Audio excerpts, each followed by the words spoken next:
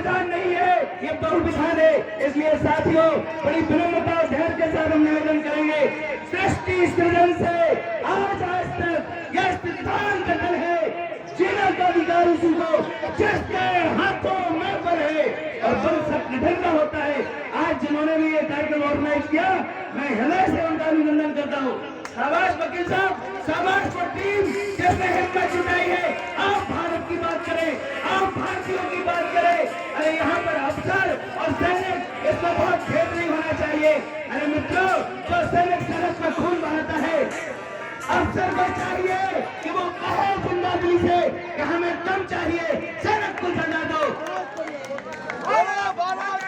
इसी में अफसर का बड़प्पन है। और हमारे देश का जो ब्यूरोक्रेट है, जो हमारे देश के पॉलिटिशियन है, हम इस देश के तमाम नेतृत्व से आशा करते हैं कि ईमानदारी बहुत बड़ी दौलत होती है। हर किसी को पता होता है कि ईमानदारी क्या चीज है। ईमानदारी के साथ जब हम राष्ट्र के हितों के लिए काम करते हैं तो हमारा राष्ट्र मजबूत बनता है। और जब हम जानते हैं कि हम बेईमानी कर रहे हैं, ये हमारे देश को खोखला करते हैं बेईमानी। ईमानदारी के साथ राष्ट्र के हितों के लिए आगे आइए। आपसे आह्वान करते हैं मेरे साथियों, पंचायत से पार्लियामेंट तक आप जैसे 90 तोले 76 इंच के जवानों की आवश्यकता है। आप पंचायत से पार्लियामेंट तक मूव करिए। भारत माता की वंदे। धन्यवाद। बहुत बहुत धन्यवाद स्वामी जी आपके ओजस्वी भाषण के लिए। आपने जो ऊर्जा हम सब में भरी है उसके लिए बहुत बहुत धन्यवाद। मैं सभी से रिक्वेस्ट करूंगा, आप कृपया बैठ जाएं, पीछे वालों को नजर नहीं आ रहा है। सबसे नम्र निवेदन है, कृपया बैठ जाएं, शांति से मंच को चलने दें, सभी को बोलने का मौका मिलेगा। कृपया मेरी आपसे हम्बल रिक्वेस्ट है। अभी हमारे बीच आदरणीय प्रसाद साहब आए हुए हैं, अभी आप उनके ओजस्वी भाषण सुनेंगे। आदरणीय प्रसाद साहब, आप स्टेज पे आए। मैं आपको इनकी एक छोटी सी बात बताऊंगा। कम से कम 10,000 वेटरन्स का ये नेतृत्व करते हैं। इनकी एज को मत देखिएगा, इनका एनर्जी लेवल देखिएगा, ये क्या चीज है, इन्होंने कैसे मूवमेंटों को सक्सेस बनाया है।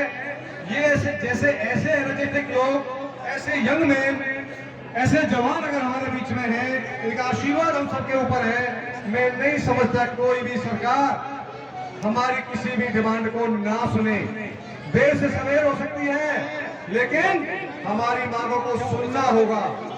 लेकिन उसके लिए हम सबको एक स्ट्रेटजी बना करके, अनुशासित बद्ध होकर के, एक पूरा कार्यक्रम बना करके उस आवाज को ताकत देना होगा।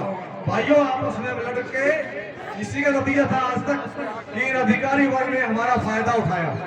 अब हमारा जवान जान चुका है, अब हमारा जवान किसी के झांसे में आने वाला नहीं है। सब जनरल सरना सप्री वपरी को सबको देख लिया। अब बोलने से भी कोई वहां नहीं जाएगा, ना ही कोई आज खड़ा है।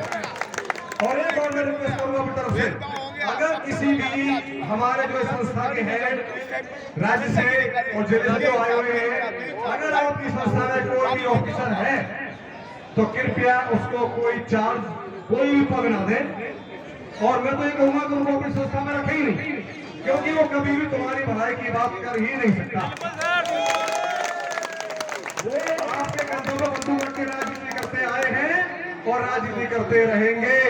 अब हमें ये सुनिश्चित करना होगा, हम अपनी मांगों के लिए खुद खड़े हैं, हम सक्षम हैं, हम किसी से कम नहीं है किसी बात में। आइए हमसे कॉन्ट्रीब्यूट करने के लिए आता है। तो अब हम ये मत समझिए कि वो अधिकारी है और जवान है। रिटायर होने के बाद हम सब वेटरन है नंबर 1। हम उनसे ज्यादा एजुकेटेड हैं। अफसर 10वीं पास करके प्लस 2 करके एनडीए में जाता है, उसे डिग्री मिल जाती है, कोई पढ़ा लिखा नहीं होता। तालियां साथियों, तालियां। फौज में जा रहे हैं। हम अपने आप को कभी किसी कम मत आके आप, और हम सक्षम हैं। हमने ये बात दिखाई और आगे दिखा देंगे कि यस हम सक्षम हैं। और इस सक्षमता को हमें कैसे रखना है, इसमें आप सबका सहयोग चाहिए। आप सबका हमें सहयोग होगा, एक स्ट्रेटजी बनाएंगे, उसके साथ हम आगे बढ़ेंगे। मैं कहूंगा कि मैं सबसे छोटा व्यक्ति हूं, आप सब मेरे से बड़े हैं, आप सबसे ज्ञानी हैं। आप सब अपना अपना ज्ञान बांटें और उस ज्ञान को हम मजबूत करके, निचोड़ करके जब एक मजबूत इस तरह के प्रोजेक्ट करेंगे तो उस ज्ञान की वैल्यू फिर पता लगेगा कि हमारी ताकत क्या है। किसी भी आज आप सबके पसीने छूटे हुए, आज वो ये सोच रहे हैं कहाँ क्या हो गया, जवान क्या हो गया, संख्या कैसे आ गई। अभी तो शुरू हुई है, अभी देखिएगा क्या क्या होने वाला है। तो आप सभी सहयोग दें प्लीज। अभी हमारे बीच में आदरणीय प्रसाद साहब आए हुए हैं, आप उनको ओजस्वी भाषण जरूर सुने। प्यारे फौजी भाइयों, आप सबों को नमस्कार। मैं आप लोगों से पहले मैं अपना परिचय दे दूं। मैं ऑनरेबल फ्लाइट लेफ्टिनेंट जगन्नाथ प्रसाद नजरगढ़ न्यू दिल्ली से आया हूँ। हमारे 5000 फौजी हैं नजरगढ़ में, उनका मैं नेतृत्व करता हूँ। हमारी एक ही पार्टी है और वो है फौजी पार्टी। हमारी एक ही पार्टी है और वो है फौजी पार्टी, दूसरा कुछ नहीं। सारे भाइयों, हम सिर्फ फौजी पार्टी से जुड़े हैं। और ध्यान से सुनो, आपकी समस्याएं अनेक हैं, लेकिन आप लोग सभी आदमी ध्यान से इस पर विचार नहीं करते। अनेक मुख्य समस्याएं हैं आपकी, चाहे वो आपकी का हो, लेस पेमेंट का पेंशन हो, या एमएसपी का हो, या कैंटीन की समस्या हो, या ये कमीशन में हमारा रिप्रेजेंटेशन हो। प्यारे भाइयों, ये जो समस्या आज आई है और भी क्या, उसका मुख्य मुद्दा है कि हमारा पे कमीशन में रिप्रेजेंटेशन नहीं होने के कारण। अगर पे कमीशन में रिप्रेजेंटेशन होता तो हमारी आज वर्किंग की समस्या नहीं होती।